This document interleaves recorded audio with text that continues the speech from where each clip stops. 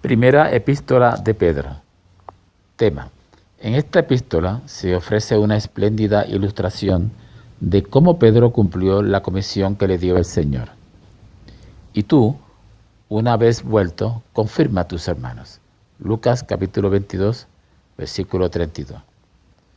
Purificado y establecido mediante el sufrimiento y madurado por la experiencia, podría pronunciar palabras de aliento a grupos de cristianos que estaban pasando por duras pruebas.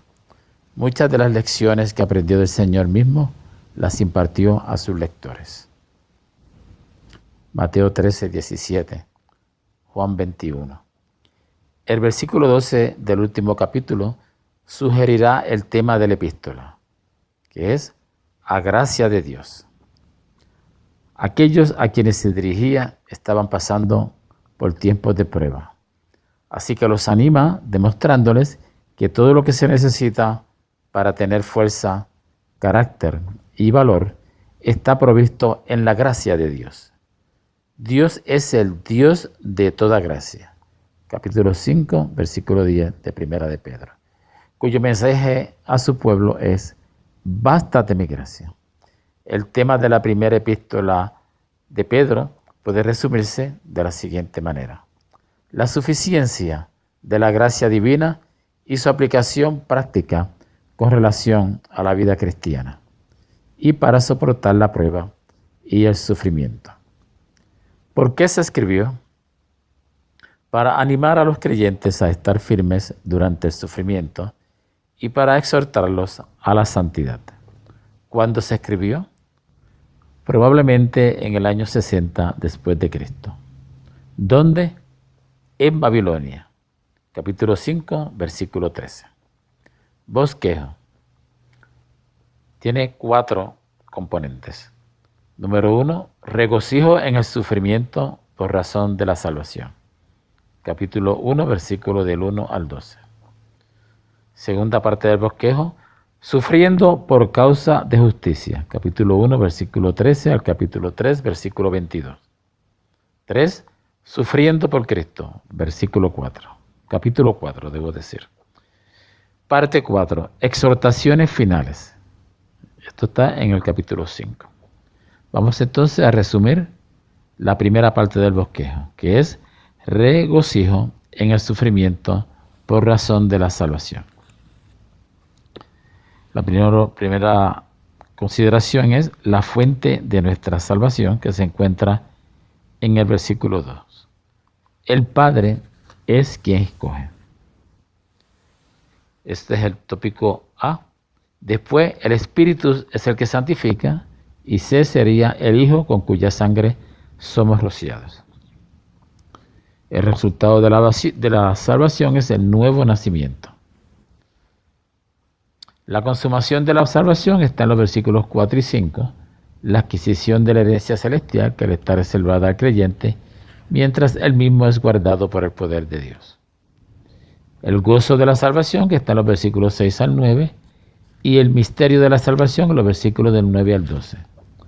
Los profetas que predijeron los sufrimientos y la gloria de Cristo no comprendieron cabalmente sus propias profecías.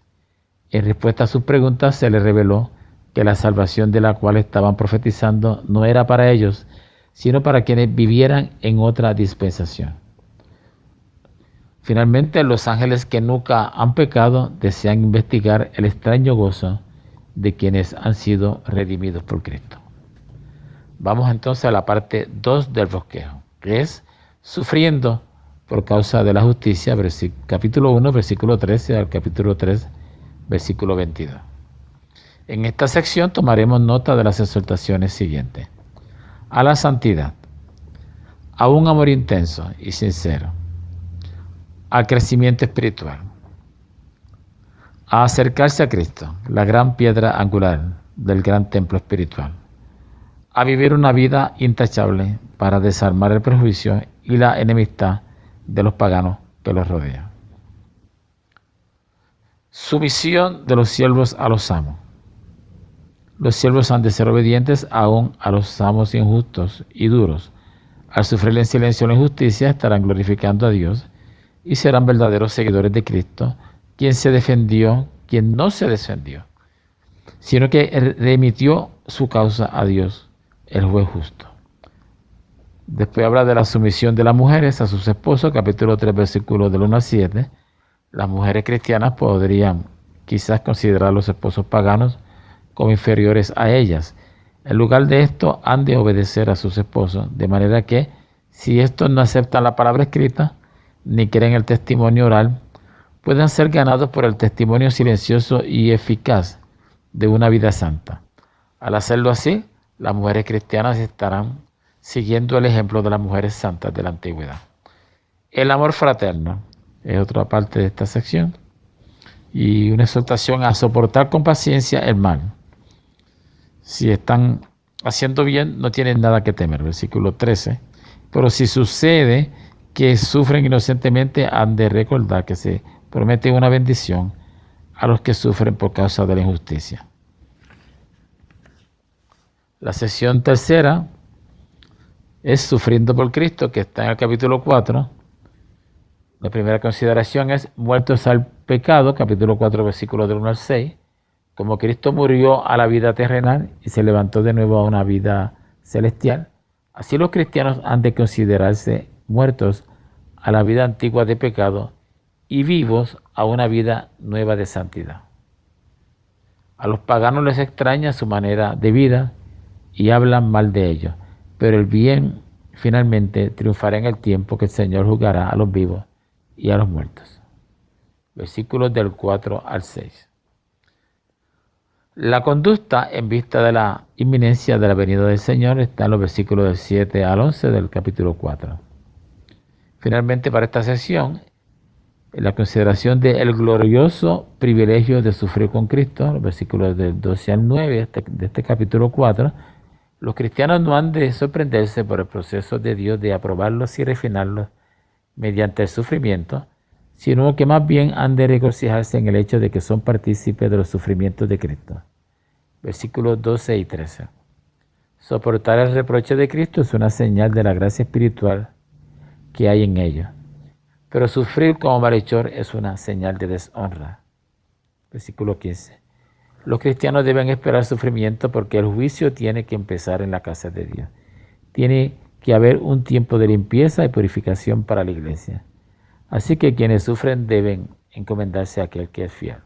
Versículos 17 y 19. Y finalmente la sección cuarta, que son las exhortaciones finales y se encuentra en el capítulo 5. La primera exhortación es a los pastores, versículos del 1 al 4. La segunda a los jóvenes, versículos 5 y 6. La tercera a la iglesia en general, versículos 6 al 11.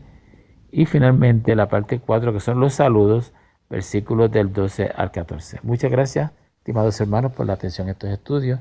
Continuaremos próximamente con la segunda epístola de Pedro.